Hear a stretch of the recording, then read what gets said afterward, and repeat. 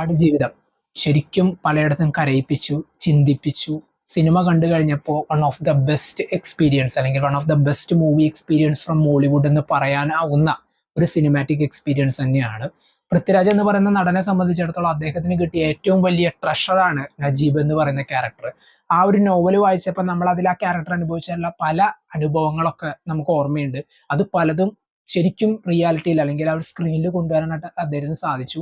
ഏതാണ്ട് 16 വർഷത്തെ ഇവരുടെ ഒരു ഹാർഡ് വർക്ക് ശരിക്കും പേ ഓഫ് ചെയ്തു എന്ന് തന്നെ പറയാം.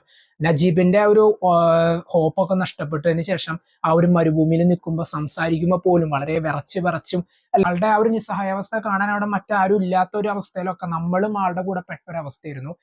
എല്ലാം കൊണ്ടും വിഷ്വലി അല്ലെങ്കിൽ സിനിമാറ്റോഗ്രാഫി മൊത്തം ടെക്നിക്കൽ സൈഡ് ബ്ലെസ്സി എന്ന് പറയുന്ന സംവിധായകൻ ഇത്രയും വർഷത്തെ ഒരു ഹാർഡ് വർക്കൊക്കെ തീർച്ചയായിട്ടും പേ ഓഫ് ചെയ്യും തന്നെ പറയാം. ഈ സിനിമ കാണുമ്പോൾ നമുക്ക് പലയിടത്തും അറിയാതെ തന്നെ കണ്ണ് നിറയും.